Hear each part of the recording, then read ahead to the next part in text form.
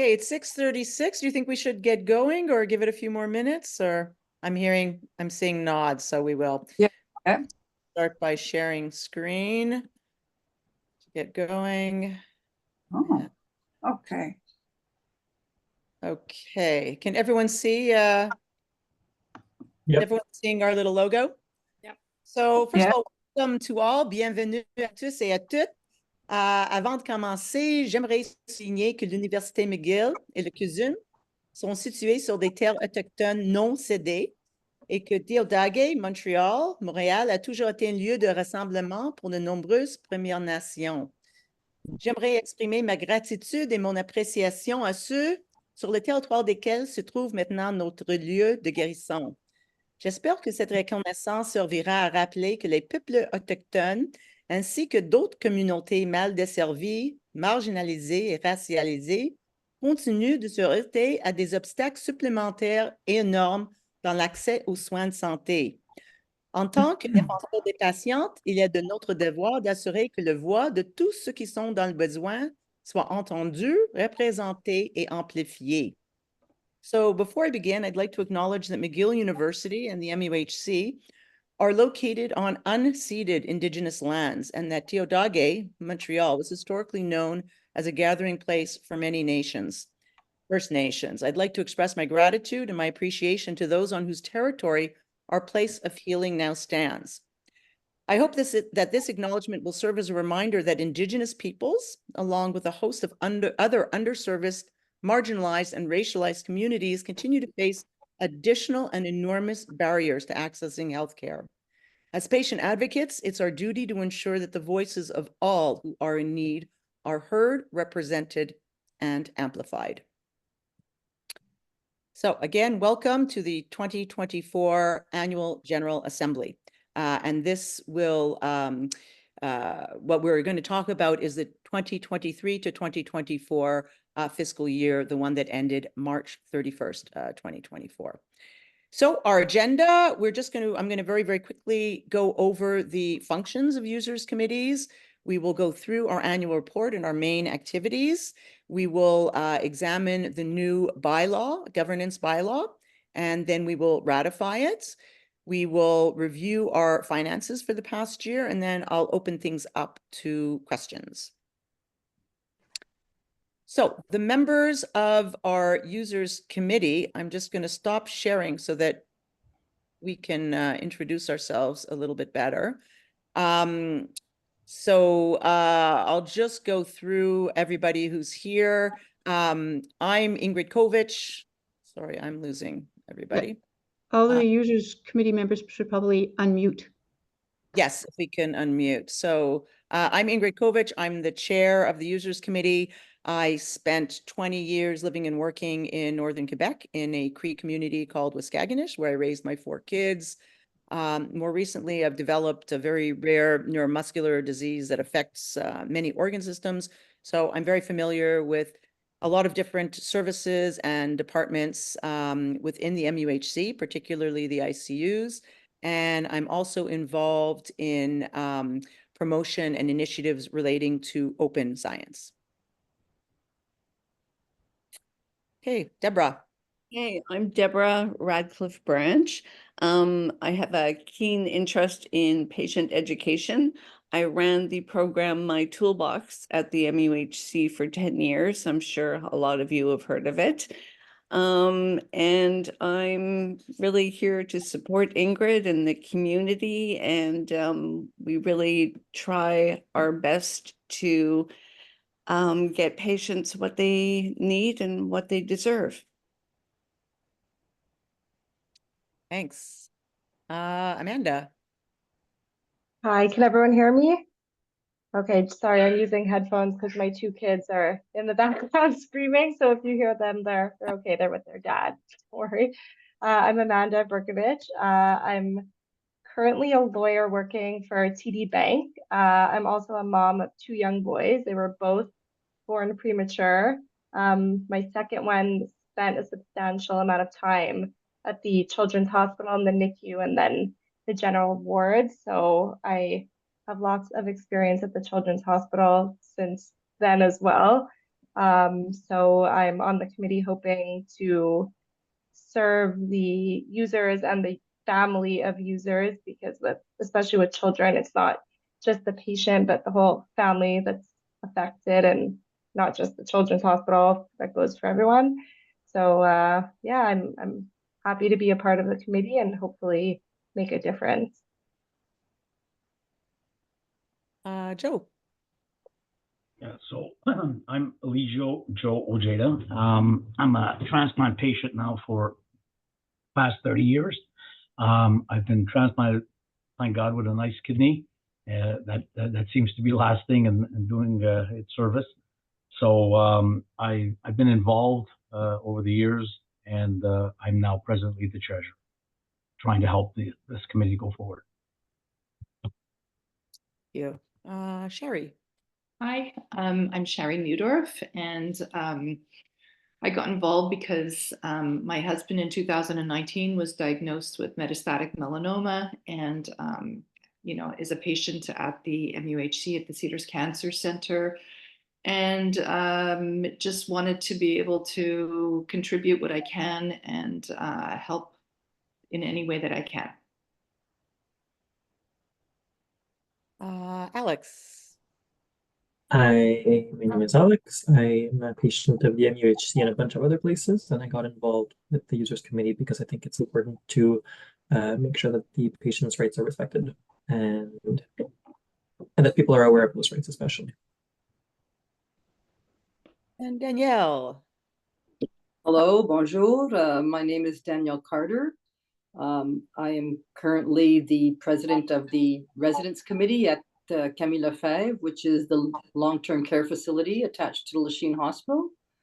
Bonjour, mon nom c'est Danielle Carter. Je suis la présidente du comité des résidents de la résidence Camille Lefebvre, située à Lachine.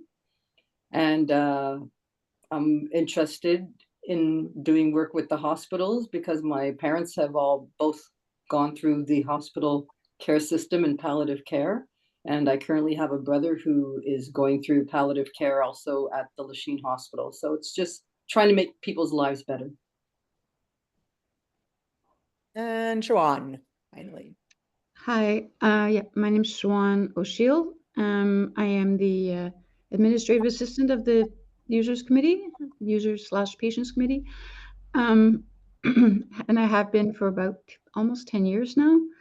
And I'm the person who answers the phone and responds to emails. The first contact when there are people contact the patients committee, and so I enjoy my job, and I like to help patients find their way, and yeah, and help them if they have to submit a complaint, or if they want their services, or they're not satisfied with the services, and they looking for a way to improve that. That's it. Sure, thank you. So that's the current users committee. I'm going to go back to the slides. Just a second.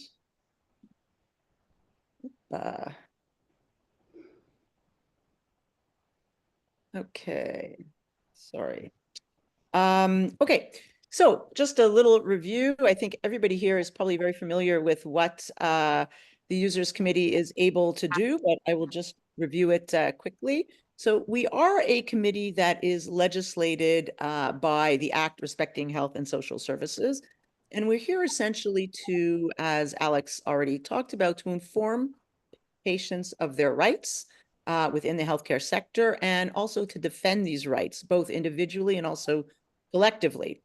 We also are here to foster improvements in the quality of services that are offered by the MUHC, and to improve the quality of living conditions for residents of the CHSLD that is under the umbrella of the MUHC Camille Lefebvre.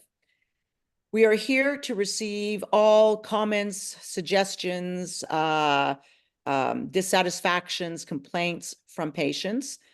In fact, this is what drives a great deal of what we choose to pursue, and we are incredibly grateful for users, which means patients, family members, caregivers who come forward and make us aware of things that we do need to address.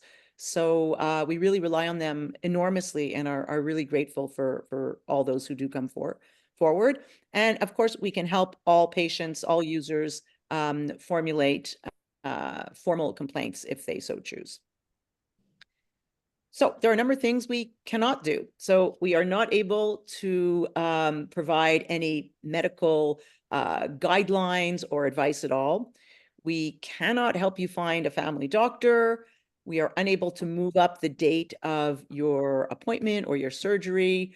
We can't make wait times any shorter, whether in clinics or whether in the emergency room. We cannot perform miracles, but to the extent that we are able, we will certainly try. So as we all know, the MUHC is really a vast and really complicated institution, and it provides care across multiple different physical sites and to patients that span an enormous range of clinical conditions. So in order to fulfill our mandate, we rely really heavily upon and are really grateful to our advocacy subcommittees and our working groups. And each of these has a particular perspective and a particular expertise, and each of which is really uniquely placed to advocate for and to meet the needs of the users whom they represent. So as of March 31st, 2024, the Users Committee had 5 advocacy subcommittees, the Cancer Care Advocacy Committee, and then 4 subcommittees that are associated with different physical sites. One, the Family Advisory Forum at the Children's, the Montreal General Hospital Advocacy Group, the Neuro Advisory Group, and the RVH Community Advocacy Council. We also have 3 new working groups. So we have one that was started earliest, which has now been active for over a year, the Indigenous Advocacy Working Group.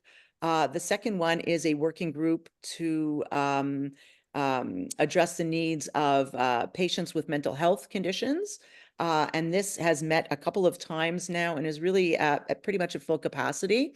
And the most recent working group, which we are still in the midst of populating, which is to advocate for the needs of the LGBTQ2+ community.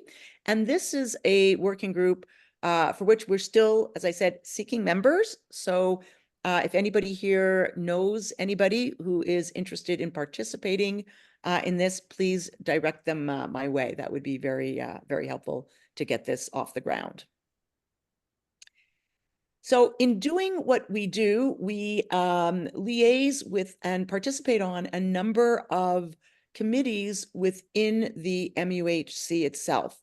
So we have a representative, myself, who sits on the board of directors, sit on the Vigilance Committee. The Vigilance Committee deals with complaints and recommendations born of complaints, whether they be through complaints to the Ombudsman at the MUHC, whether they be through recommendations from coroner's reports, from the Protecteur des Citoyennes. So that's what that committee does. Pardon? Oh, sorry, I thought someone said something. We also have a member who sits on the Council of Nurses. We sit on the Infection Control Committee, the Accessibility Committee, the Executive for the Cancer Care Mission, and the Council for Services for Children and Adolescents.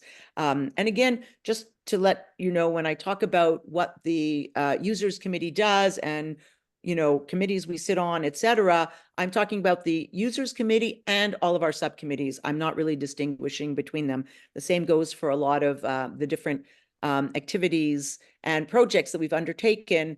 I'm lumping together all the subcommittees with the Users Committee, but if you care to read the annual report, you can see a little bit more specifically what each individual subcommittee has been busy with. Okay, so just to go over our annual report and some of our more salient sort of activities over this past year. So the Users Committee is still really working to increase our presence and our visibility within the MUHC. And we're doing this in a number of different ways. We have printed a number of roll-ups and posters, which I hope that you've seen throughout all the sites. It looks you can sort of see this slide. This is our new graphic, our new logo. And so all our new promotional materials have this logo. We've also gotten our messages out on the plasma screens that appear in some of the clinics, I think mostly at the Glen site. Sorry. We have a number of information pamphlets about patient rights. We have one that's in English and French and one that's in 5 different languages, including some Indigenous languages. We have just printed up some bookmarks with information about the Users Committee on it. We have a Facebook page where we try to post activities and information that's of direct relevance to the MUHC community. And if you have not and are interested in asking your contacts to follow it or like the page, it's very helpful because the more people like it and share it and follow it, the more the algorithm drives it to the top of people's feeds, and the more exposure we get. So it's a very, very helpful thing for us if you invite people to like and follow the page. And then we've worked with the communications department and Catherine to rejig the Users Committee page that's on the MUHC website to bring it sort of more up to date, both with information and also with graphics, to make the page a little bit more user-friendly and help people navigate a little bit more easily. And that is just about ready to go live. So we'll be seeing that pretty soon. Okay. So some of our projects, the Lachine Hospital Modernization project. So we're really delighted to see the progress that's been made since this time last year. And this time last year was actually very soon after the much welcomed news and announcement that Lachine would be maintained as a community hospital. And we've seen a great deal of progress in the actual construction, but more importantly, we've seen improvements and progress in terms of the services offered at the hospital. So at this time last year, the emergency department was only open during the days and was not open to ambulances. Now the emergency department is open 24/7. It accepts, sorry, I'm just admitting. It accepts ambulances during the day and at night.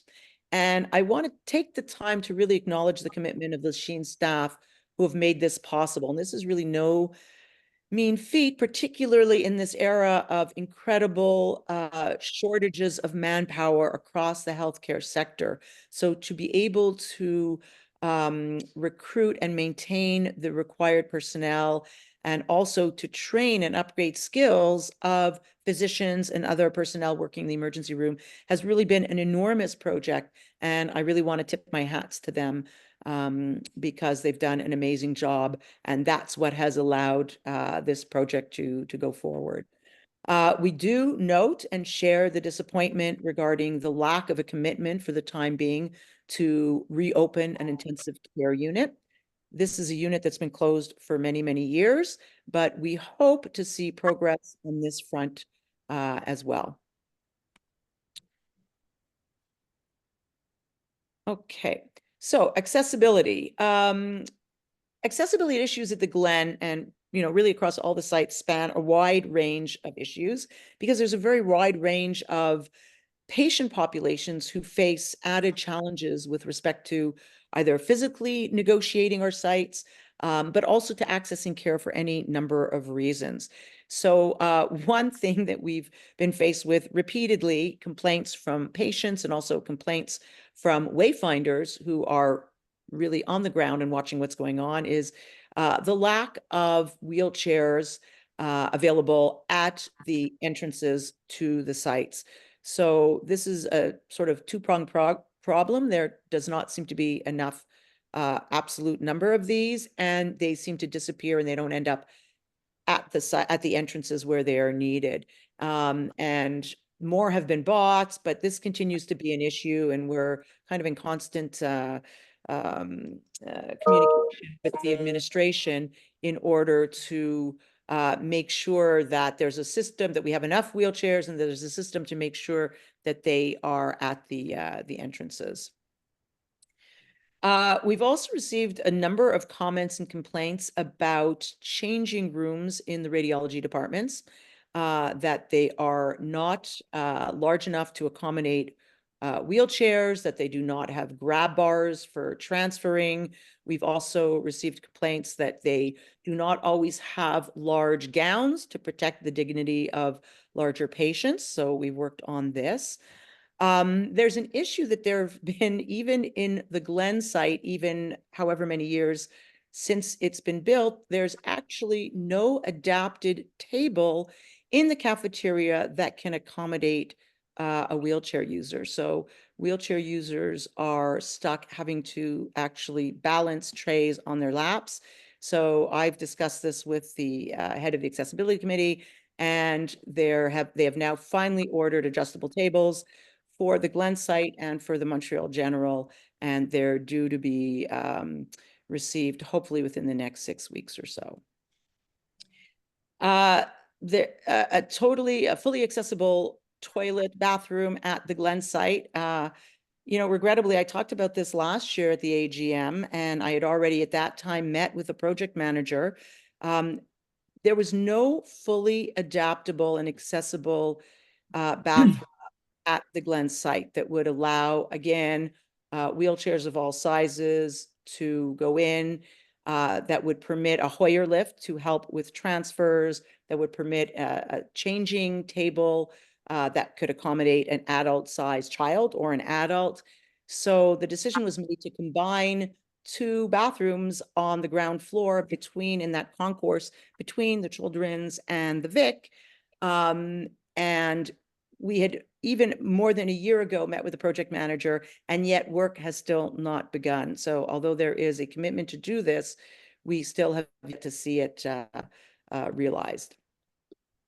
We've worked a lot with the neuro group to make sure that all the handicap accessible entrances at the neuro were properly identified. The neuro group had worked for many years to ensure that there was a handicap accessible entrance at the northernmost site. So the site at the top of University, sort of where the parking is behind Molson Stadium. So they managed to succeed, and that entrance is being used, but we had to work to make sure that they were all properly identified. And we've also worked with communications to rejig and rework the website page, the parking website page on the MUHC website regarding parking at the neuro. The information wasn't accurate. We want to make sure that all parking was marked, that the neuro itself was identified. They did not have a proper graphic to identify the neuro, to make sure that all parking was identified, all handicapped parking sites were identified, and all the handicapped entrances as well were identified. And then you might recall from last year's AGM that I talked a little bit about the Eldridge decision. This was a ruling passed by the Supreme Court of Canada in 1997 that specified that under the Canadian Charter of Rights, deaf persons are entitled to sign language interpretation for all medical services covered by the Canada Health Act.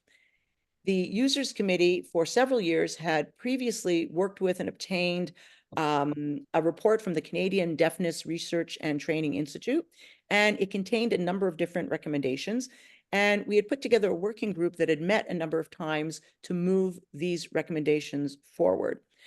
Ultimately, the dossier falls under the mandate of the Accessibility Committee, and they have outlined a roadmap forward with specific targets, with specific dates, and we are going to remain in close contact with them to ensure that the obligations of the MUHC vis-a-vis this community are properly met.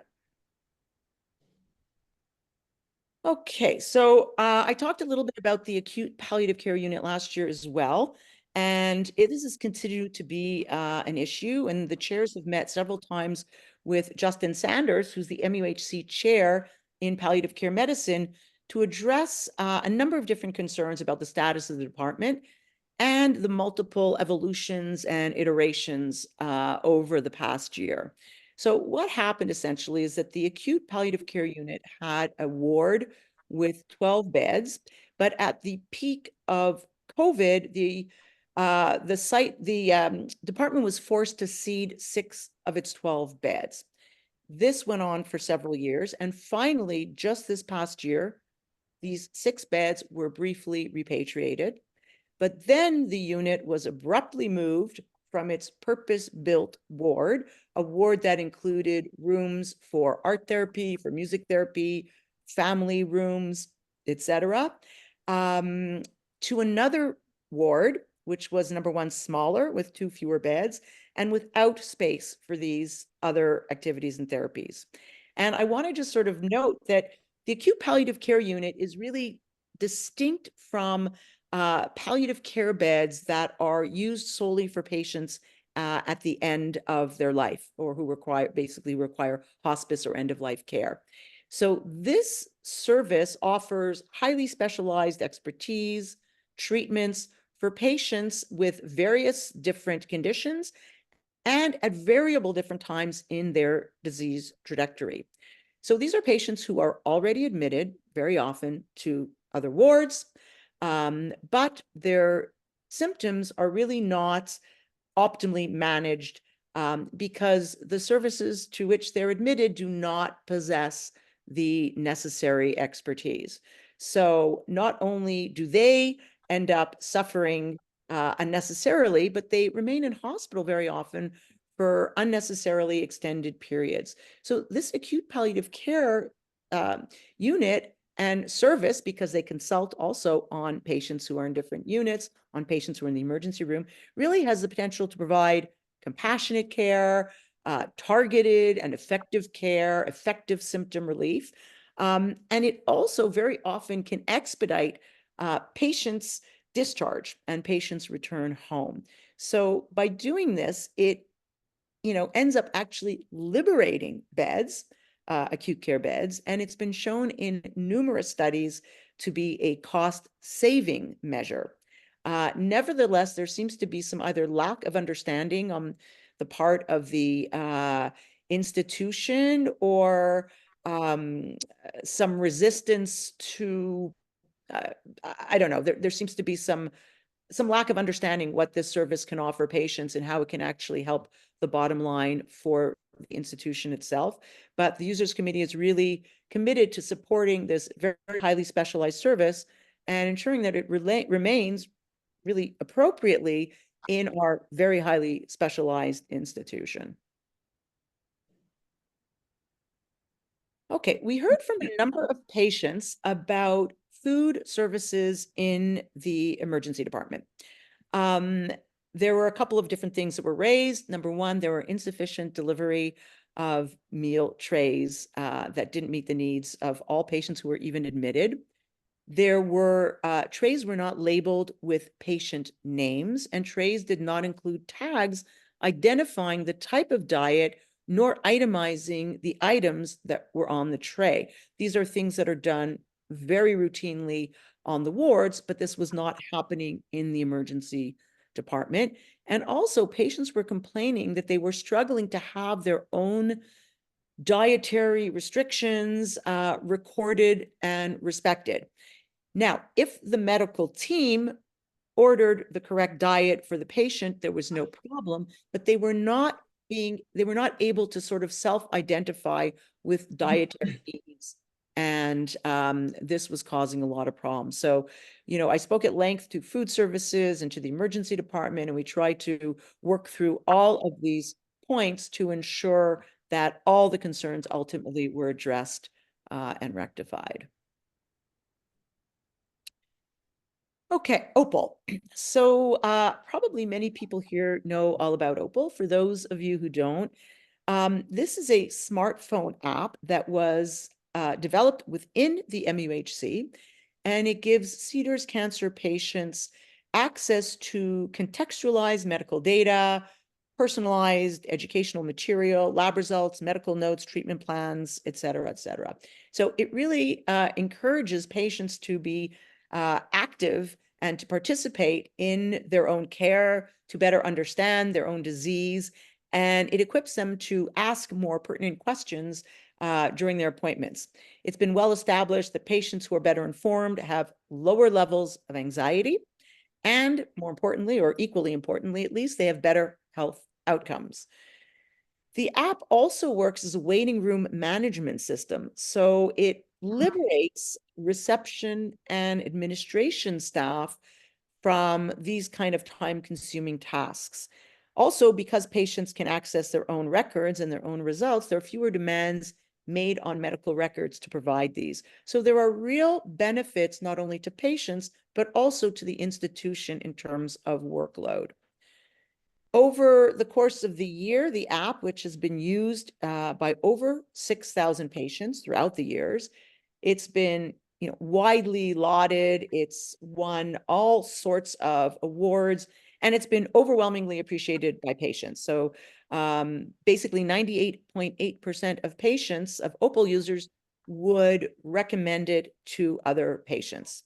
As well, Opal users have a 5 to 10% lower no-show rate for their appointments. But despite Opal's objective success as measured by all of these, numerous metrics, the app and the support team have been running solely on grant funding, and that's shortly due to expire, which would leave patients without a viable alternative probably for many years. There is some word that there is going to be a province-wide app, similar kind of app available, but we are many, many years from seeing that in action. So it would really leave patients in the lurch, and it would be difficult and challenging for the institution because this does reduce workload for the institution as well. So in order to be able to continue to provide this service, the RI team, the Research Institute team who's responsible, has requested funding from the MUHC. So we, the chairs were approached and we've met a number of times with the group. We've tried to reach out to facilitate communication with the administration because there was really a great deal of difficulty even getting an audience with the right people. And there were numerous rumors about the app and how it functioned that were not correct. So we really hope that this clinical tool, which is so popular and so valuable, will continue to be available to all those who can benefit. And there are many other departments who are interested in this tool, not just at Cedars. So we are really hoping that the institution will step up. They have agreed the funding will continue through to the end of 2024, but this seems to be a continued battle, and we're ready to battle because this is something that's very, very important to patients. Okay, so we're involved in a number of collaborations and consultations because throughout the year, the Users Committee gets all kinds of requests to collaborate on a bunch of different projects as in their role as sort of patients and patient consultants. So some of these include, there was an ICU pharmacist who was looking for a co-author for a study looking at delays in initiation of antibiotics for sepsis in the ICU. There was a physician who was involved in Vanessa's Law. Vanessa's Law is an initiative to identify and report severe adverse drug reactions. And she was looking for help in reaching and informing patients and their families because unlike some adverse events within hospitals that have to be reported by staff, Vanessa's Law permits patients' families to self-report severe adverse drug reactions. The communications department was looking for input and collaboration as they move forward with a new MUHC website. The nursing directorate was seeking a patient consultant in a pilot project to optimize the delivery of nursing care.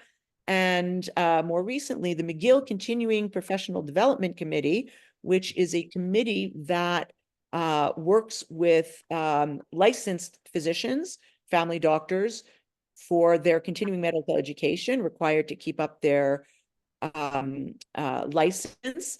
They wanted input from patients to ensure that their programming was appropriately patient-centered. Okay, a number of other things. So we've been really concerned over the past, well, for years, as has all users across the province, in critical delays in services, particularly for cancer surgeries that extend beyond recommended limits, and also for imaging studies. And given that there exist a number of private surgical clinics that operate fully under RAMQ, so at no cost whatsoever to patients, we really want to know why cases are not referred to these clinics once the benchmark for an acceptable delay has been exceeded, or really better still, in anticipation that it might be exceeded. Similarly, we're very perplexed how there are patients who wait over a year for ultrasound appointments, and yet are not referred again to private clinics. Private clinics cover the cost of ultrasound ultrasound studies in private clinics is fully covered yet again. And so we don't really understand why there is not a system to refer these patients, or at least inform them of their options while they sit endlessly on waiting lists. So we've raised the issue with the Complaints Commissioner, and I'm going to be following this up at the level of the Vigilance Committee. Okay, so there's a meeting room in the McConnell Patient Resource Center that has been taken over by pharmacy for storage. And this is because there were supply chain issues at the height of COVID that obliged the institution to stockpile a critical mass of important medications. And so this required a storage area that met certain specifications, temperature control, shelving, the ability to lock it, obviously, very, very securely.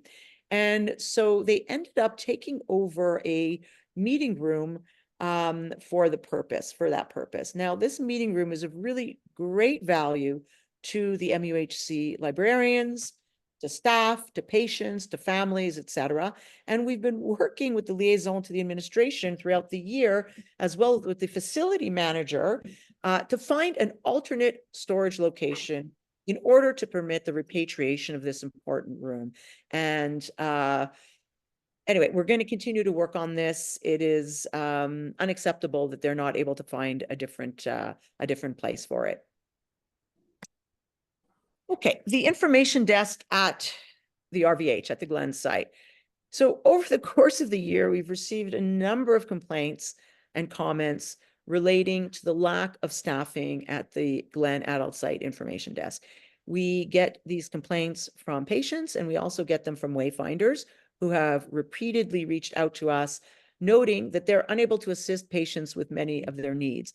The patient comes in and knows where their appointment is and simply needs to be directed to a specific room, that is fine. But if they come in and they say that they have an appointment at 2, but they don't know where or with whom, the wayfinders do not have access to the computers, and they are unable to help those patients. And there are a number of other such patients and such circumstances that arrive that really require a staff information desk. We do recognize that there are staffing shortages. We understand that they end up pulling someone who is supposed to be working at that desk into admitting if they're short. There's all sorts of circumstances, but it is unacceptable to us that this site with the highest volume of patient care and patient traffic is unable to provide this essential service. So it sounds like there is a greater commitment to making sure that this is staffed, and we plan to follow it up. Okay, so just want to talk a little bit about Glen site navigation maps and tools. So we want to know, and many of you may have noticed, that the new navigation maps that are posted throughout the Glen site are upside down. They're oriented, that is literally upside down. And in addition to this, which makes it really very hard to figure out, Food kiosks are identified, but hallways are missing, elevator banks are not identified, et cetera, et cetera. So these are really very useless maps. We are quite unimpressed. And we've communicated our concerns to the communications department. I know that the plan is to reflip them. It still doesn't explain to me why, you know, Satai Brothers is identified, but yet not a bank of elevators that will help get a patient, you know, to their appointment.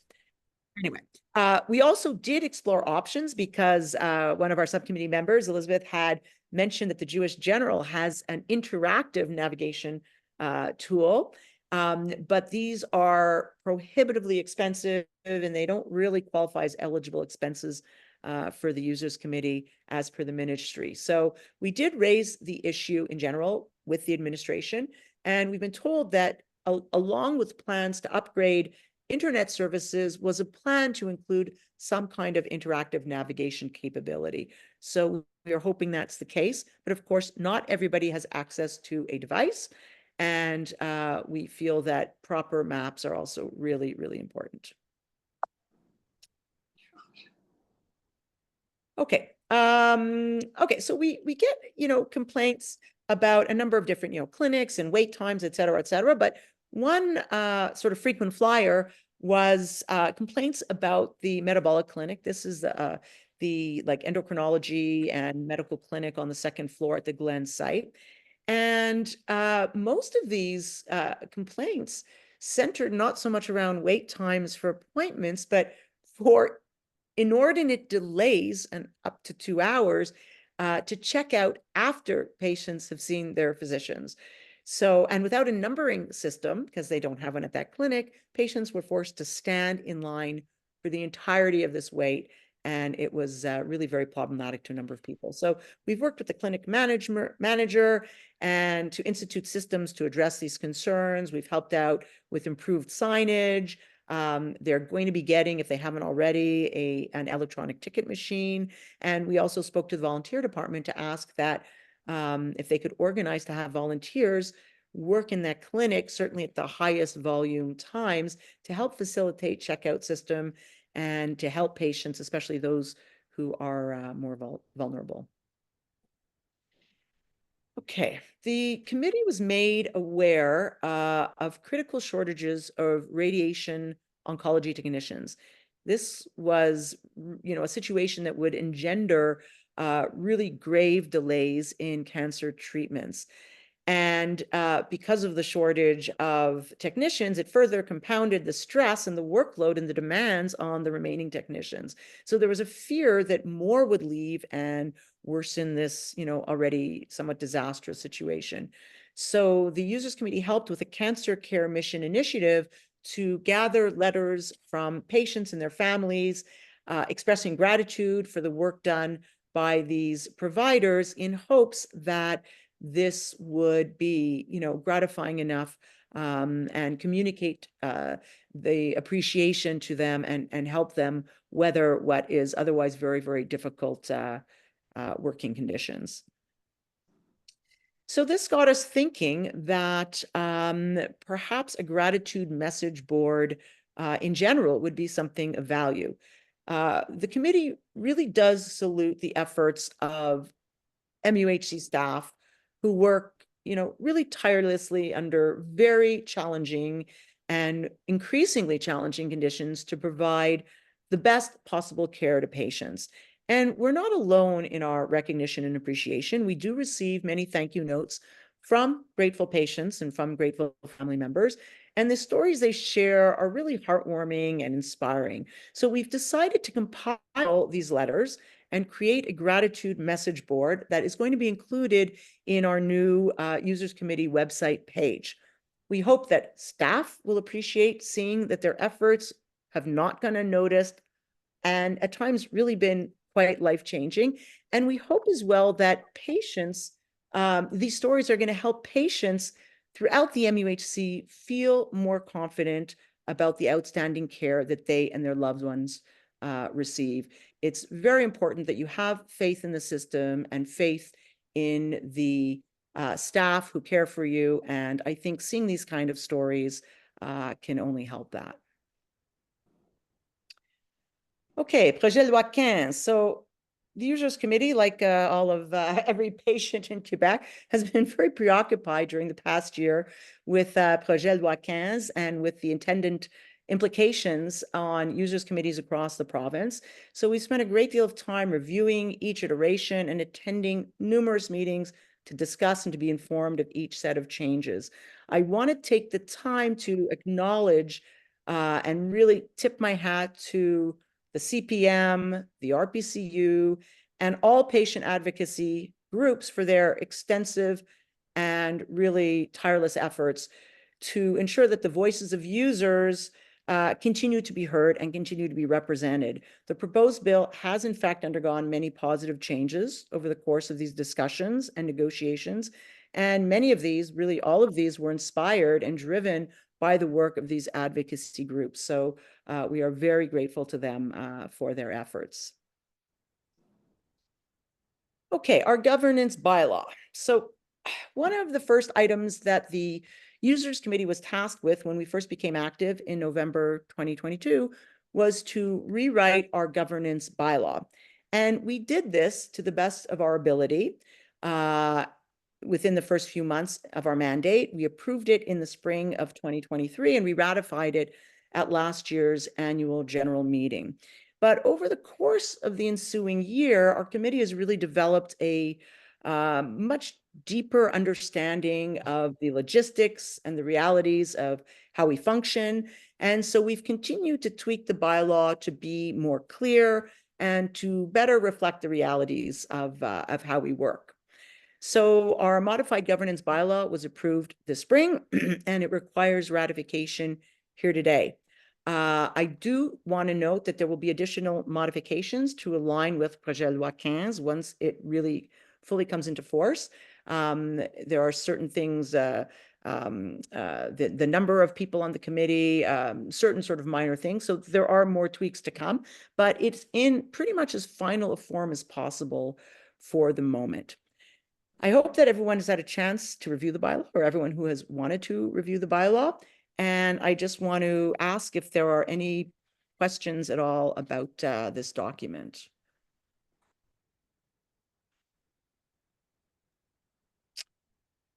So if there are none, I don't know, Siobhan, if you can see everyone, probably not. So maybe perhaps in lieu of raising hands in favor, if anyone who's opposed can either raise their hand or unmute themselves and speak out loud, it might be easier.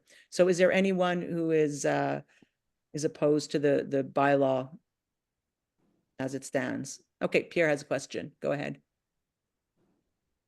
You're muted, Pierre.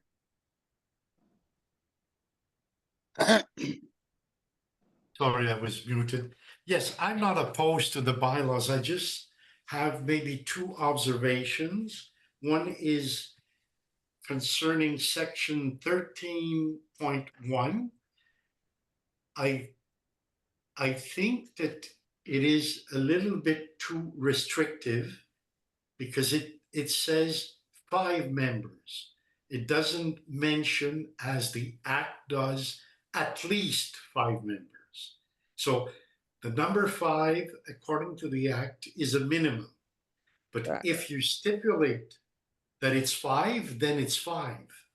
So it's a little, I suggest that it's a little restrictive. The other thing is 17.1. Yeah.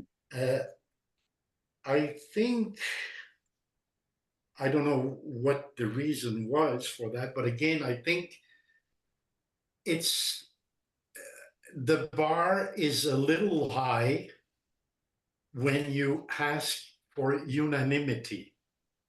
When the CUC decides to bring in a new member, either for replacement or whatever, they decide they would have 8 or 9 members instead of 5.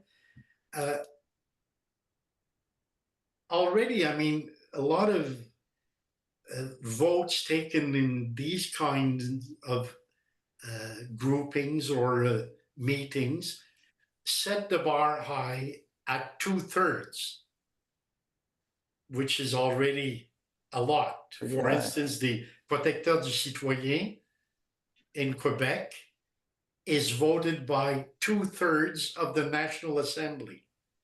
Unanimity is setting the bar very high. I mean, there could be, for some reason, I don't know, one member who would not agree, and then this would jeopardize the whole thing. So these are my two suggestions. Yeah, good points. And it's interesting because we chose actually a kind of lower bar for every other resolution, 50% plus one. And we really debated for a long time about what threshold and what bar to set for adding members. And I guess we were a little bit gun shy because of the history and what previous committees have been through, what we've been through. And so given that this was not just a single issue that would be voted upon and that was it, that this is, you know, bringing someone into the fold with whom you're going to be working the rest of the time, we felt that it should be a high bar. But it's interesting, perhaps it should be, you know, unanimity -1 or some other, there's no question we felt that a higher bar than simply 50% plus one was required, only because of what we have all experienced in the past, you know, year and a half. But your point is a good one, that this does give disproportionate power to a single member to quash the so that's an interesting point. I don't know if we want to revisit that. Okay. I I'm have not sure. never. Yeah, Harvey, well, I just, sorry to get back. Is it about this point? I just want to talk about Pierre's other point with the at least 5. Well, like, I guess you can. I also have concerns because of the representation and to legitimize the users committee on the eyes of, let's say, the act. What constitutes quorum? As we began the meeting, was quorum established at whatever the number was? And that's legitimate to say quorum was established because the user committee represents all the 5 hospitals and clinics. Does that mean like we need representation to legitimize our collective, well, I'm not say health concerns, but the and say, well, we had such and such, and that was the quorum. Anyway, that was quite my. Yeah. Well, in terms of the AGM, there's no, it's a peculiar situation. I mean, there are hundreds of thousands, possibly 1 million users, if you count families, caregivers of the MUHC. And so it ultimately ends up being de facto whoever's at the meeting, you have quorum. So there's really no, I don't know really any way for an AGM to do it otherwise, other than to, I mean, clearly all the members of the users committee are here, and then anybody else who comes. I don't know if maybe Amanda can speak to that or a lawyer can speak to that, but I'm not sure there's another way around that. Getting back, sorry, Harvey, did you? Yeah, just 20 minutes before this, I was in another meeting, an AGM where only members that had full membership were allowed to vote, but those that had ex officio couldn't, that weren't, let's say, not users of the hospital, not users of the system. So there's this division of who represents the patients, basically. Is it like the staff? If there was all staff now, or workers, does that mean patients are not represented? So it's similar positions that we have, members and non-visitors or observers. I also belong in the national organization where we have quorum, but we have to make sure that our observers, ex officios, do not count as quorum. Yeah, it's we face that same challenge both with quorum for an AGM and also with an election to elect the UC, because we don't have any way to ascertain. We can verify, I do ascertain that the people standing for election are users, but people show up to this, or people would vote by checking off a box and putting it in a paper in a box, at a site. We don't have any way to know who's a user, who isn't. I have no idea even how to tackle that. I know there was an election bylaw. It made really no sense, because there is no way to ascertain these things. I don't know that everybody here, I mean, other than the fact that I happen to know everybody here, but we don't actually, if other people had come, there's no way to know whether they're a user. There's no way to know whether they have even the right to vote. The only requirement to vote is that you're a user, but we can't ascertain that. So it's really tricky. I don't really know the best way around it. But that speaks a little bit, Pierre, to why we went with, we note that the law says at least 5 members, but because we had to have some method of starting off the committee, at least then up until what? If you don't have a maximum, then everybody who stands for election is in, because it says at least 5 members. You have 30 people who want to be in, they're in. So if you don't set a fixed number, you're in a pickle in the other direction. And so what we thought, although ultimately we probably are not going to touch the election bylaw because it's so complicated, is that we would say we would go with the number that is the minimum as per the act, which is going to go up. Actually, I think the numbers are going to increase to 7. And then from there, add people at the committee's discretion, which you would add. So everybody else, other people who've stood for election, but maybe not been voted in. And again, how are they even going to be voted in? How do you ascertain? How do you actually, enact a vote? I have no idea. So then the committee in theory would then add people, exactly that, for representation in all the ways in which representation, all the different manners that means. So certainly if there were many more standing for election and many more good candidates interested, they would probably all be brought in subsequently. But to start with, you'd have to have some fixed number, or else what you're essentially saying is anybody who stands for election is in. So we were really kind of handcuffed or flummoxed by how to do that. And if you have some better idea, it's fine on paper to say, oh, well, it should be at least this number, or it should be that. But when we actually look practically, how do we do that? That's where we run into a bit of a roadblock.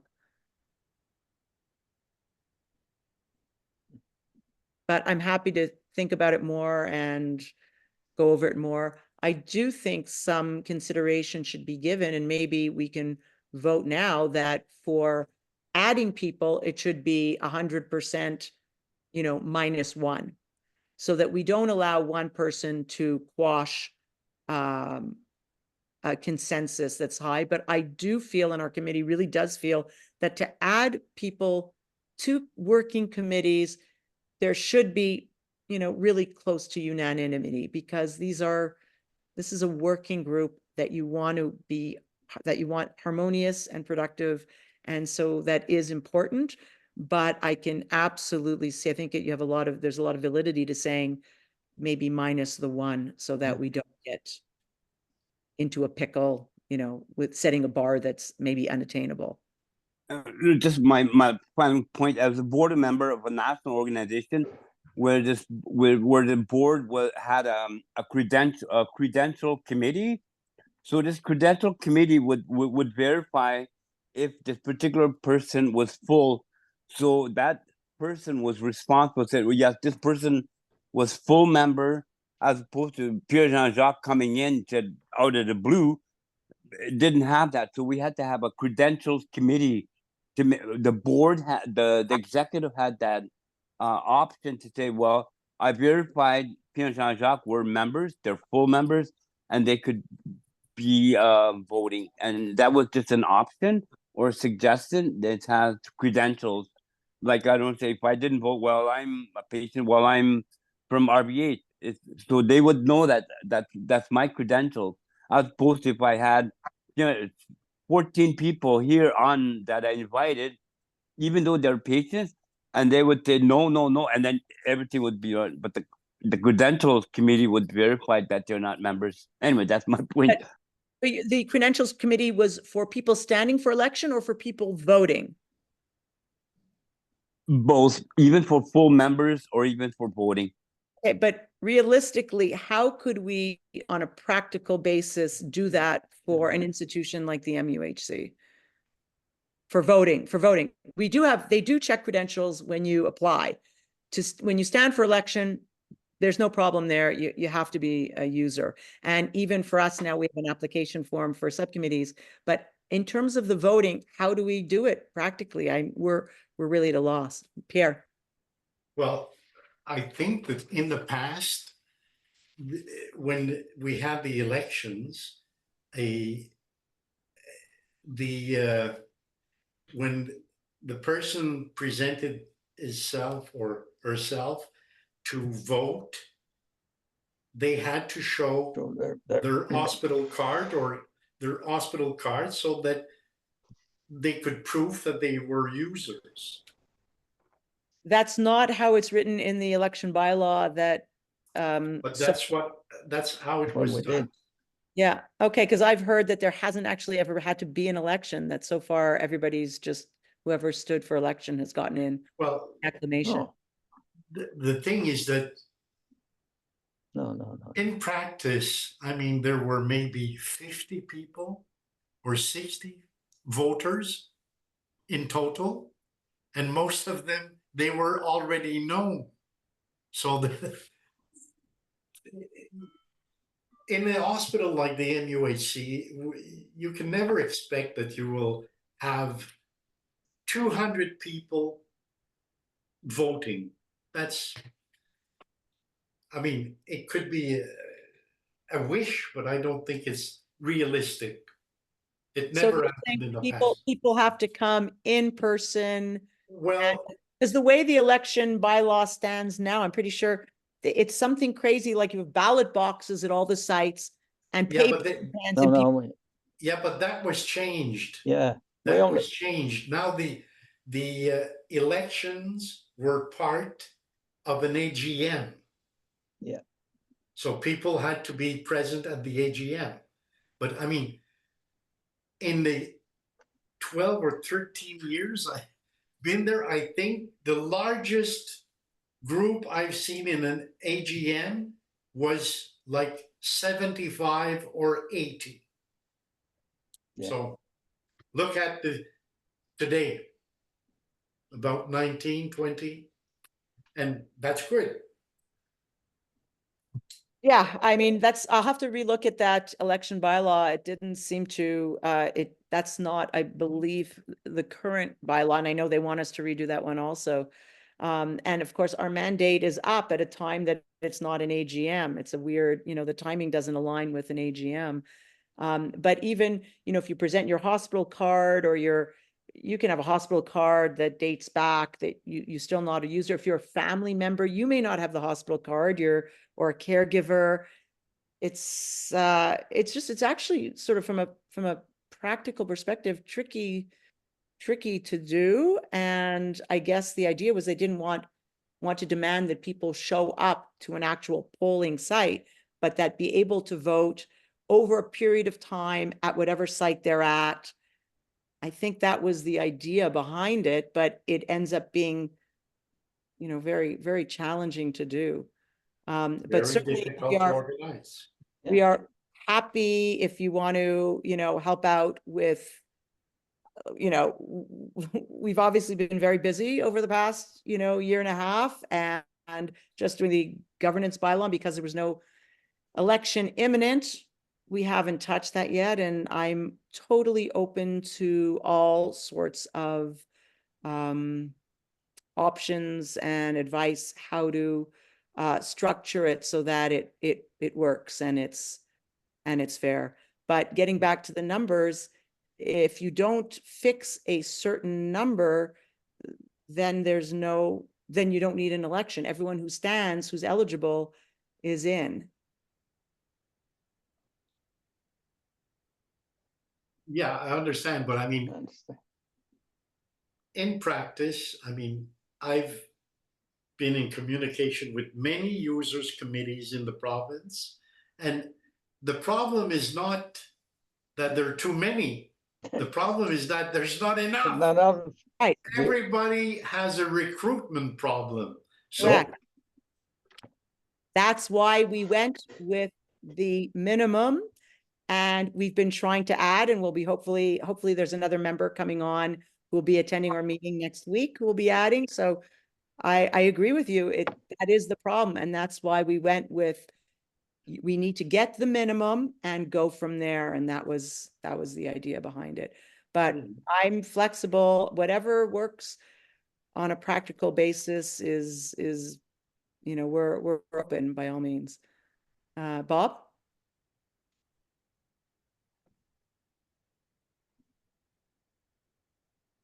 Bob, did you have a comment?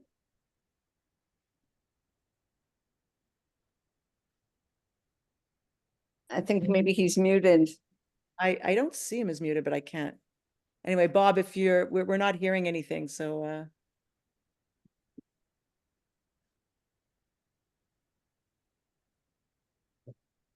think he's left. okay. Anyway, go ahead, Pierre. Yeah, was it Pierre or Harvey who had their hand up also? No. Yeah, okay. Okay, but so in terms of, I don't know how then the group feels about changing unanimity, the criteria for the bar for adding a member from unanimity to essentially unanimity -1. Are people comfortable with that? Because we can ratify the bylaw with that change and make that change. And sorry, Tom? Yep. It makes more sense to me that you do that now instead of putting yourself in a box there. Okay, fair enough. And I'm 'Cause grateful. you could unanimity, you could lose a good member of a new member of a committee come in because one person voted that person out. You lost could be a very good member because of that. Fair enough. I think in practice, that kind of thing tends to not happen because people, if you already have a good working group and everybody, you see that everyone else wants the member, most people would, Somebody new. But let's, you're right, keep ourselves out of that box. Yeah. And that's no problem. Yeah, because Ingrid, I mean, the unanimity is not a good friend of democracy. That's right. And the democracies work on a majority rule. So, I mean, like Tom said, I mean, some people, I mean, in a democratic society, people have different opinions. But if you let one person or even two person govern because they're not in agreement with the majority, I mean, then you have a problem. Yeah, no, again, as I said, for everything else, we went with 50% +1, but because of circumstances that we've lived through over this past year and a half, we were, we had a very, very different standard for this because of certain circumstances and, people. Do people feel then that we should go with 75%? I mean, what's the comfort level? Because ultimately, this is not ours to dictate. It's we're looking for consensus here. Consensus not being unanimity. So what are people comfortable with?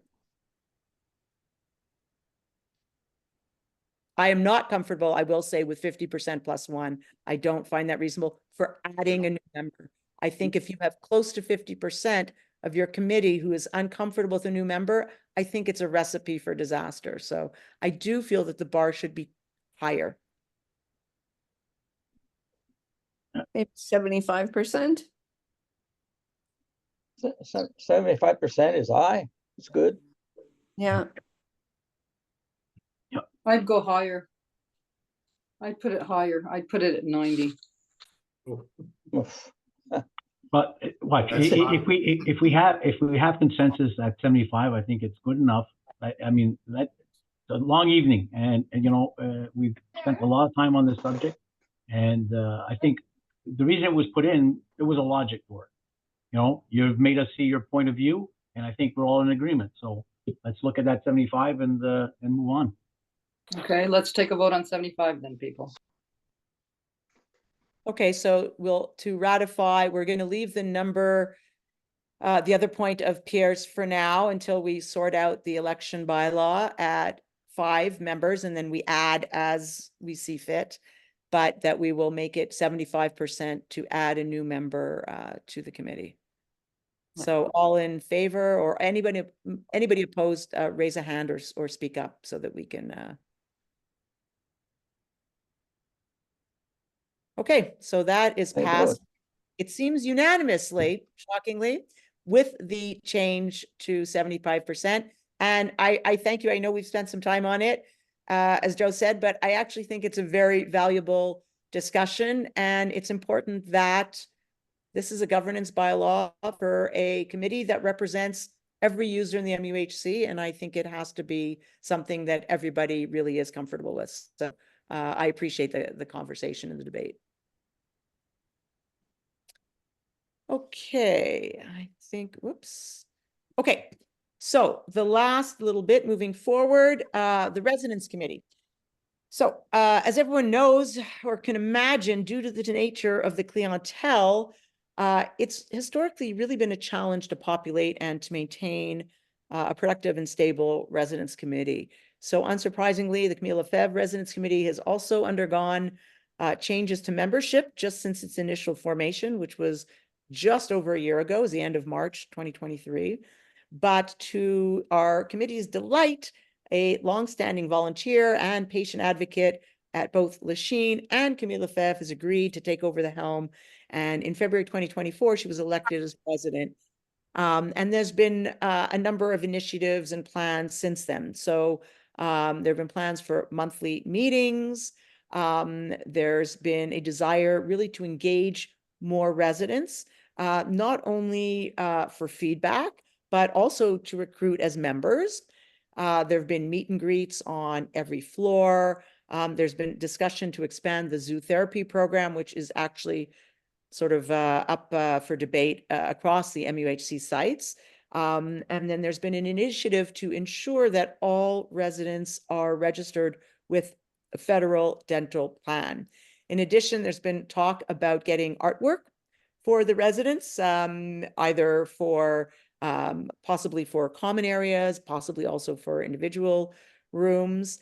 And recently, it's been many concerns about the living conditions and the medical management of the chronically ventilated patients has been raised. So this is something that we need to address as well. So overall, I have to say the Users Committee is really inspired by the energy and the devotion of this committee, and we're confident that the residents are going to be really well served, well informed of their rights, and that all the planned activities are going to succeed in improving their living conditions and ensure that they can live in dignity in a home that's comfortable, that's welcoming, and ultimately that's safe and that meets their needs socially and medically. And that's it for me. I'm going to turn the floor over to Deborah. All right, so I am going to share my screen. Just a moment.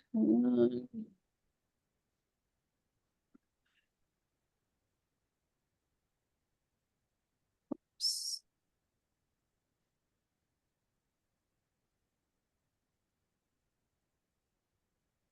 Okay.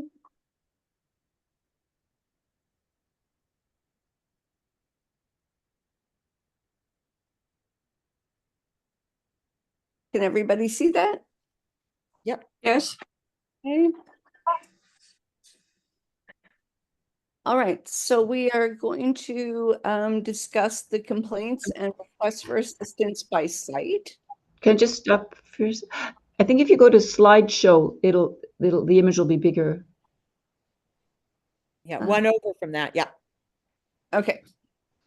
We'll also look at the comparative percentage of complaints and requests for assistance by site over the past 5 years to see if we can identify any trends.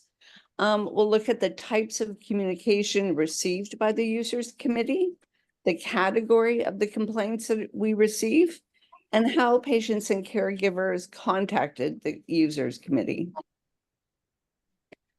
So here is the breakdown by site for this year.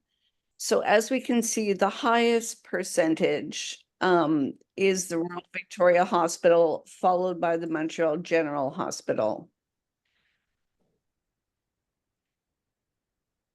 And here is just a quick visual, easier on the eyes to see where the complaints and requests for assistance are mostly concentrated. Now, over the past 5 years, this unfortunately did not show really any meaningful patterns. So we can see that the Allen Memorial went up 1%, the Cedars went up, the CHSLD Community Lefebvre stayed the same, from 2020, but it increased over the past couple of years. So really we're seeing sort of odd patterns, but nothing extreme, nothing to be overly concerned about. The general here at 20% was 24 in 2020. The Royal Vic at 32% is only 1% greater than last year. So there really isn't anything that jumps out at you that's showing a pattern that we need to be paying attention to. Here's a 5-year comparison of the complaints and requests for assistance. So as you can see, in the past, we had greater numbers of complaints than we did in requests for assistance. So in 2019, we had 135 complaints versus 84 requests for assistance. In 2020, that was 188 complaints versus 134. 2021 was 145 versus 139. 2022 was an odd year because the office was only operational for 5 months. So it's difficult to compare those numbers. But then we see quite a jump in activity for this past year. And the requests for assistance slightly exceeded the number of complaints. So the increase in the volume of communications to our office last year was notable. And there are many possible explanations for this, including, as we know, ongoing staff shortages, imaging delays, which we discussed earlier, surgery delays, a lack of access to providers or services, ER overcrowding, bed closures, laboratory access and delays, communication difficulties, and post-COVID, many people didn't seek or receive the care that they normally would during COVID. So post-COVID saw an increase in activity. So all the while, the MUHC is trying to adjust to a post-COVID health environment. The Users Committee also produced newly defined communication tools. So we designed roll-up banners and posters that were widely distributed to various sites, increasing our visibility and presumably increasing uptake by patients and caregivers. And we can't deny that the media has also played a more active role in highlighting women's rights, resulting in the public becoming better informed. So taken together, I think these are some of the explanations for the increase in activity last year, but we will be carefully monitoring it moving forward. So the complaints, as I mentioned, were 194. The requests for assistance were 198, and we started our messages of gratitude, which we received 18 as of April 1st. So the categories of complaints are broken down according to government definitions, which I will read in a moment. But the breakdown in terms of numbers is we had the most complaints for care and services, followed by access, followed by rights, organization, finance, and somewhat surprisingly, the lowest percentage was interpersonal relations. And this is the government's definitions of these categories. So access includes delays, refusal of service, transfer, lack of services or resources, which we know is really an issue, linguistic accessibility, the choice of a professional, choice of establishment, and others. Care and services provided were technical and vocational skills, the assessment, professional's judgment, the treatment or intervention, continuity of care, and others. Interpersonal relationships involved the reliability, the respect for the person, respect for privacy, empathy, communication, violence and abuse, attitudes, availability, identification of personnel. Organizational and material resources are food, intimacy, the client mix, spatial organization, hygiene and sanitation, comfort and convenience, living environment, rules and procedures, life conditions that are adapted to the ethno-cultural and religious characteristics, safety and protection, relations with the community, equipment and materials, parking, and other. And financial really deals with issues related to financing, rooming, billing, travel expenses, drug costs, parking costs. And then there are patients' rights, which center around information, the user's file and complaint file, user's participation, user's consent to care, access to a protection regime, consent to experimentation and participation in a research project, the right to representation, the right to assistance, and the right of appeal, and others. And then there's a category for others. And how do patients come to us? And this undoubtedly has changed over the years. So this last year, email was really the predominant method of communication. 50% of users came to our office via email. Phone calls were 37%, and people only dropped in 6% of the time, which is a shame because it's so lovely to meet and talk to Schwan. And finally, a heartfelt expression of gratitude to all the volunteers on the Users Committee and to those who work throughout the MUHC to ensure patients obtain the best possible care. And that's it. Anybody have any questions? I'm just going to wrap up really quickly and we'll open it totally to questions.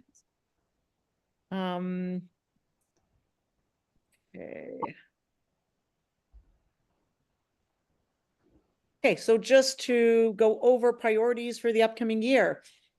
So of course, our primary priority is to continue to work on all the files and projects and initiatives that we discussed. Most of them are still active. Most of them will be active on a continual basis. We also want to ensure that there's really adequate support for all our subcommittees, all of our working groups. We want to encourage the development of new subcommittees and working groups as needed. We want to foster communication and collaboration among all patient advocates. So this means those of us who are on the Users Committee, all those who are on all the subcommittees, all those who are on all the working groups, And to that end, we're planning a meeting of all patient advocates in the fall, where we hope to have a presentation by each committee and working group so that we can learn from and be inspired by the work that others are doing. And it will also be a great time, opportunity to put, faces to names and to stimulate questions and conversations, etc. We want to ensure the smooth running of the Camille Lefebvre Residence Committee. We want, of course, to continue to listen to patients, to respond to their individual needs, to address issues of collective concern that they have raised. Again, they are a huge driver of issues that we become aware of and that we tackle. So we are very grateful to have all of them who come forward. And finally, we want to work in collaboration with the Complaints Commissioner, the administration, and other stakeholders within the institution, communications department, volunteer department, patient engagement office, et cetera, et cetera. So the Users Committee will continue to work diligently on all of our projects while respecting and defending the dignity, rights, and freedoms of all users, in a spirit of equity, diversity, and inclusion for all. Thank you very much. So we have some time left, and we open the floor to any comments, questions, anything that anyone would like to share. Ingrid, I think you forgot Joe's financials. Oh, yes. Okay, I thought it was coming at the end of yours. Sorry, I did. Okay. Joe? Yeah, Siobhan, do you have that clip, or did you put it up? Sorry about that. Last year, Deborah was on the tail end of yours, I thought. It's all good. No worries. Okay, just a second. I'll get that. Yeah, no worries. No worries. We'll get it there. Anyhow, while she's putting that up, I want to shout out and give some thanks to Siobhan, obviously, for helping me get this thing together, because it was a little complicated, as well as Elizabeth, because with her help, it allowed me to get this thing understood, and we're going to make betterments as we go, because preparing this, I was able to see a lot of, although Siobhan, when she's filling in her requests, is putting in the right codes, finance is somehow changing the codes, and that hence we're being charged into a different code to which the project was. So we were ending up with lots of money in expenses for the office, where ultimately the expenses are less. But look, I'll show you anyhow. If you want to go to the next slide, Siobhan. There we go. So our allotted funds that we get this year or this past year, and I think we're going to be about the same this coming year, it was $92,050.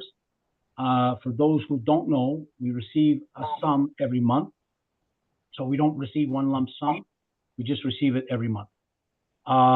We had a balance forward from the previous year of $108,212, making us a total budget for this fiscal year that we just passed of $200,262. So the next one is our professional support, which is basically salaries and all the deductions and so on and so forth, which was $43,289, more or less in line with what it's been in the past. Last year was less because we weren't in a full year function. So that's why if anybody looks, you'll see the differences. So the shop supplies here, as you can see, office supplies, it went up to 2,482, which in actuality was only 997. And it's okay because the expense is still an expense, but it was put in the wrong category. So don't anyhow, if anybody has any questions later, I have the explanations. I've made a full sheet that explains everything. Then printing and advertising materials and so on and so forth. This was a very important part of our expenses this year. But as you heard Ingrid and Deborah talk, we did the pull-ups and so on and so forth. And I think by the numbers, we can see it's working. So that was a very good project. So money well spent. Communications. So basically communications, they group in, it's the telephone, some odd reason, faxes, and some, I can't remember exactly what it was, faxes and photocopy. The next thing was membership fees. So those are all the fees that we pay out to be members of the different organizations. Mileage reimbursements.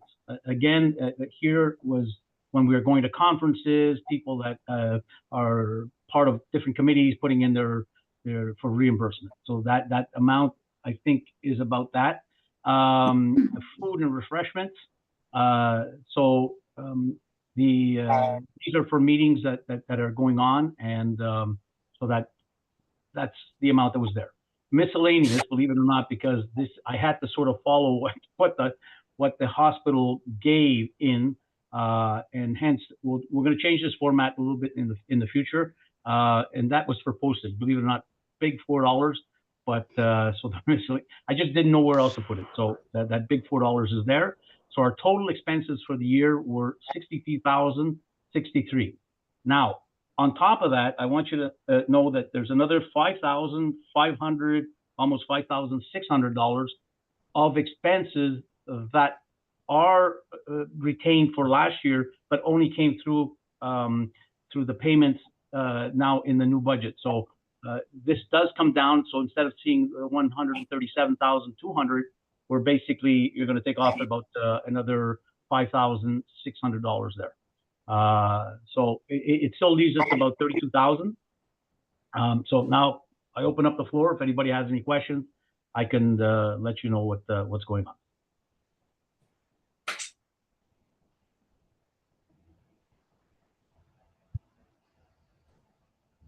So back to Ingrid. Okay, so back to the floor for questions of any kind, be they about the budget, about the committee, about projects, about anything we've talked about here, about things we haven't talked about. Would you like me to take the budget down then? Just a minute. I'll stop. Could I just ask, we used to, when we met in person, we had food expenses. Are some groups still meeting in person and generating these expenses? Yes, they are. So the general, in fact, the food expense is not from, all these expenses include users committee and subcommittees. Every subcommittee has $1,000 to use at their discretion. Beyond that, for projects, we fund more. But so in fact, that was for the general who is meeting in person.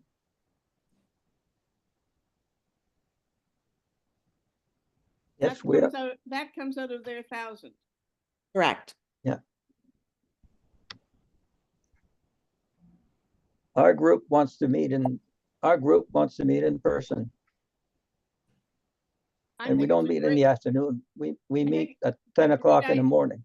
It's a great idea, Tom. I wish more of us could and everybody was accessible in terms of being able to get together. But to the other committees, just important people would have to be left out, and we can't have that. There's Bob and Danielle. I didn't see who got their hand up first, but I'm not sure. I think Bob. It was Bob. Yeah. Okay.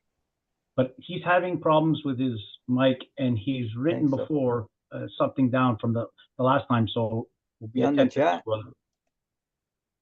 On the chat. No, you're muted. Yep, I took himself off. Well, he said here on the chat, I guess that's when we're talking about the, am I still muted? No, we're talking about the numbers for the approval of members. And he said, look at the civil code and about having unanimity to approve someone instead of an immunity -1, or now in a way we're talking about 75%. So I think we settled that part of it. unless she's got another question. Yeah, I guess, yeah, Bob, if you have something else, maybe just type it into the chat since we don't seem to be able to hear you.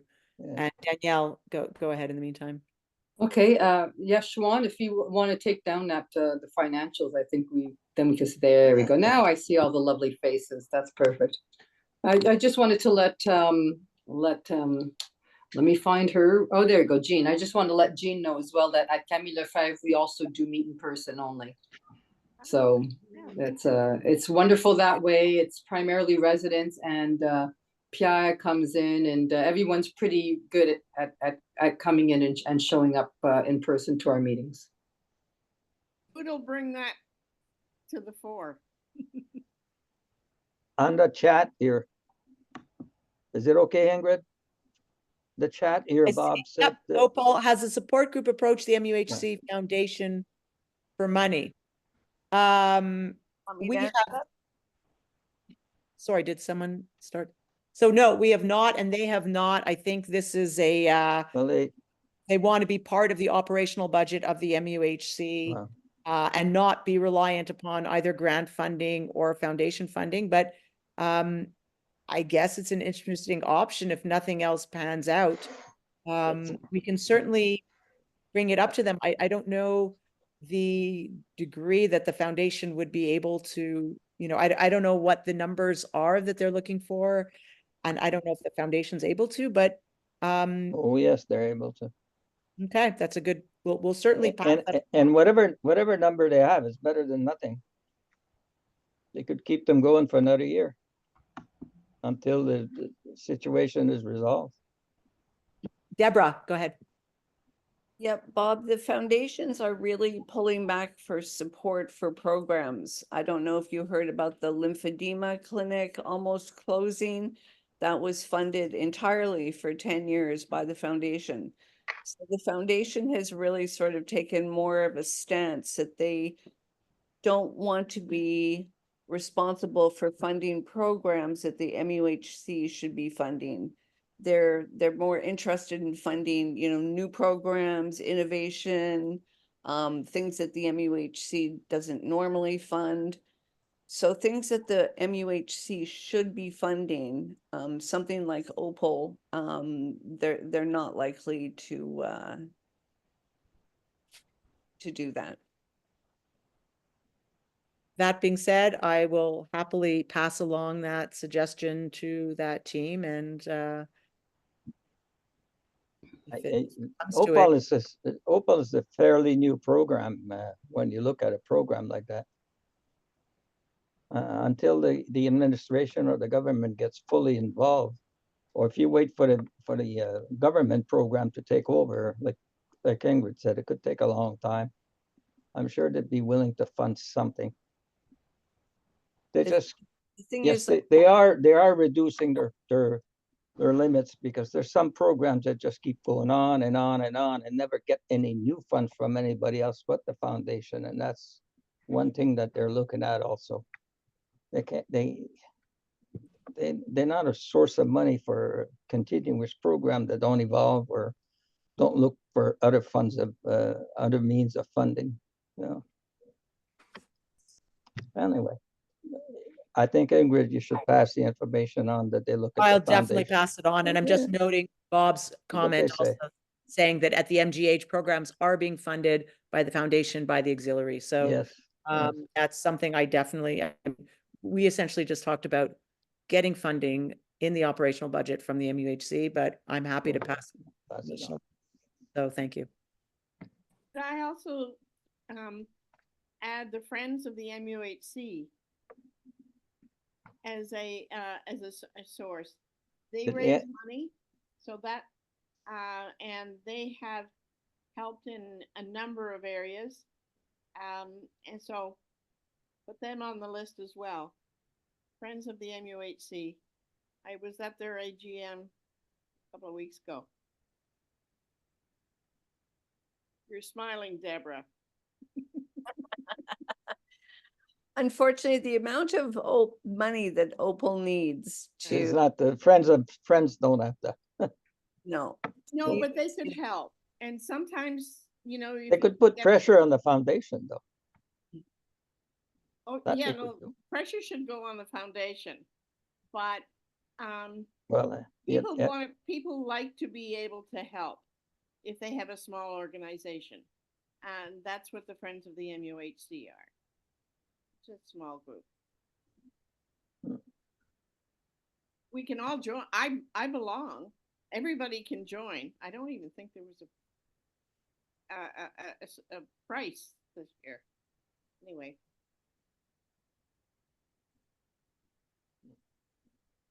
Any other comments, questions, anything? Yes. Oh, I can't imagine how you people in the executive and the rest of you that are on subcommittees manage your personal lives, because you've got so much that you're having to deal with, and you're doing it in a timely fashion. So we really should be writing a letter of gratitude to all of you, with an extra gold star or two for Ingrid. Yes, definitely. Thank you kindly, but I'm inspired by all those who have gone before me and who I witnessed. Everybody on the screen who's been plugging away and doing amazing things year after year after year. So I'm just trying to fill some very big shoes. On another subject, this may not be the place to mention it, but I was thinking when you were talking about the disappearing wheelchairs, perhaps they could have a system of like a GP. My niece's cat has one, and they know where it is at all times. I don't know how expensive it would be to do that, but it seems to me if you can keep track of them, you can find them.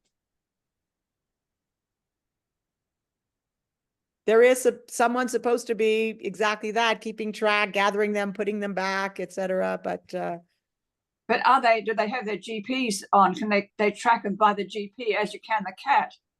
Yeah. Which has on its collar. We'll chip all the, which it's not actually a crazy idea, because they do turn up in the Vendôme Metro. They turn up all over. They do turn up fairly far removed from the hospital. So I mean, they're not, cheap. It's actually not really it's an interesting idea. There are various different tracking devices. Interesting. And I think that the cat goes a long way. It's quite a cat that likes to explore. Yeah. Somebody, maybe Tom or somebody from the deep and distant past, I think the tracking device idea has been raised before by the Patients Committee. It has. It has been rejected because of the cost, and also that there was some problem with the GPS tracker when they build the parking area at the Glen. If you're on the 4th floor, the GPS wouldn't reach down there because of layer cement and what they had. So, and the cost is extremely high to have a program like that. Things change, and yeah, they could revisit again to see if they got some new type of items that could fit. But if people don't care, and patients and family members or whoever wheels a wheelchair into a parking lot and just leaves it there because of their cars there, I don't know. It's been a problem for years and years and years. We finally solved the problem of the nurses hiding wheelchair behind their counters so they can have them when they need them instead of relying on the transport department. That's the biggest amount of wheelchair that we found one time. The nurses used to keep them there when they needed them instead of calling transport to get a wheelchair. But now I think they start doing it, but the wheelchairs are so big now, they're oversized wheelchair. Their nurses have no room to keep those. So they try to rely on the old wheelchair. But it's been a problem for a long time. It's almost impossible to solve. The guards don't want to do it. The volunteers don't want to do it. the maintenance people don't want to do it because it's not part of their contract. I understand that they're unionized. It's not in their mandate. So they rely on the transport people to once in a while to go around and gather them. But sometimes I sell books at the general, and we call downstairs at the transport. Sometimes they show up 2 hours after. Well, that poor patient's long gone, you know. They would have to hire somebody to do that all the time. Just go around the hospital and gather them, bring them back all the time. But the hospital don't want to hire people just to do that and have to pay them. You know. They ask the volunteers don't want to do that. Then I understand too, to go around the hospital all the time and gather wheelchair on lots of floor and in the parking lot, and some at the general, they're even on the sidewalk. You know, you got to go on the street on Cedar Avenue or on Pine Avenue, but a bus stop. They just leave them there. Well, I'm thinking of something else, which you'll all say is ridiculous, it won't work. But I would like to equip them with some sort of alarm and have points beyond which they shouldn't go, and they screech, causing huge noise. Yeah. But Rosalind, it will be too expensive. Rosalind, they get in their car, they leave the wheelchair there, and they leave. So the alarm goes off. Well, at one time. Tom, you know where it is anyway. Yeah, at one time, the patient that wanted a wheelchair had to go down to a floor where they kept all the wheelchair and give out their driver's license, and they would get a wheelchair. When they brought back the wheelchair, they'd get back their driver's license. Oh, that's a good idea. Yeah, but that was stopped because everybody complained that they had personal information on their driver's license that they couldn't. It was stopped. There's always something. Then they were asking for a deposit of $5. Well, again, some people came up and they said, you can't do that because people don't have $5 in their pocket to leave there. And so they had that stopped. So then whatever you come up with, there's always an argument of something that stops it. Whatever is the cost for the GPS thing or whatever, it's hiring somebody to do that. That was probably the only thing that would actually fully work. They don't want to add to their personnel, their employees to do that and pay insurance, this, that, and everything that you pay for an employee to gather wheelchairs. So I don't know. Well, we should put out a prize for the person who comes up with the best solution. Good idea. Well, thanks for providing all this background and insight. We had no idea that we were tackling an enormous and long-standing problem. So yeah, it has been. I appreciate hearing the background. And actually, you're talking to the right person there. I tell you, at one time there was a shortage of wheelchair, not because they were hidden or left up there. It's because people were stealing them. The original type wheelchair was easy to steal. You folded them and they fit in the trunk of the car. Then they welded that bar so that they wouldn't fit in the trunk of a car. So they will, but then they were leaving with pickup trucks. They go in the back of the pickup truck. Now the new ones are so heavy you can't lift them, you can't fold them. It needs two people to put them in the car or in the truck. They're so heavy, and you need two people, one to sit in the wheelchair and one to wheel because the wheels are almost on the floor, and you need somebody to push the wheelchair. Well, if they make them heavy duty enough, you just have to clip the wheelchair with grandma in it and just haul her behind your car till you get her home. It'd be tricky in the winter time. The only problem with that one, that solution won't work because you still lose the wheelchair. You don't have it at the hospital. It's gone with grandma. I don't think we'll ever beat this one. I just want to give a chance. Oh, sorry, Xiao Ping has his hand raised. I just want to give him a chance before we time out here. So. I think we should put something like a lifetime on the wheelchair. After so many hours, it just collapsed, and you got to boost them at the hospital or something. I don't know. Actually, I was just thinking, maybe a solution for tracking. At Apple, they sell those AirTag for $39 each. And they can be connected to a Apple ID. And I was thinking maybe you can just But you still need somebody to go and get them. Yeah, You can maybe. track them if they're on the 4th floor of the parking garage at the Glen, you need, yeah, you know it's there, but you have somebody that has to go and get it. Uh-huh. I mean, maybe Well, like. that's a really interesting idea. Yeah. Yeah. At least you'll know where they are. Yeah, exactly. Maybe a bit more motivation, right? Like you hold Yeah. the iPad and then you just only need the iPad to see where the wheelchair is, and then you can just go and grab it. I don't know. It's just quite a naive suggestion. No, none is naive. They have to work. That's it. Yeah. It's hard to find something that will please everybody and make it work in a timely manner that you'll always find person or somebody to go and get it. Agree. Well, I think, and this is a silly suggestion, that we hire a kingpin who's stealing all the cars in Canada and say, could you come up with a solution for us? Because you're doing such a good job. They're very expensive. Sure, wheelchair wouldn't be challenging. Yeah. Sorry, no They're jokes. expensive, these people, that's all. I don't know. Maybe we should have a contest of who comes up with an idea. Yes. And what's first prize? I don't know. Yes, you could have notices all through the hospital. A wheelchair contest. Win a wheelchair. Well, you know, often people come up with really crazy solutions that actually work, don't they? There's no crazy solution if it works. You're absolutely right, Tom. Bye, Seemingly. everybody. I have to go. Take care. Bye-bye. Thank you Good very to see you. much. Bye, Jane. We're pretty much at limit anyway. Any last things, comments or anything else at all before we wrap? Pretty good meeting. Thank you. Thank you all so much for taking the time to attend. We really appreciate it. Thanks for your feedback. Thanks for the laughs. Thanks for the ideas. It's everything is appreciated. So I wish everyone a great night, and we will be in touch again.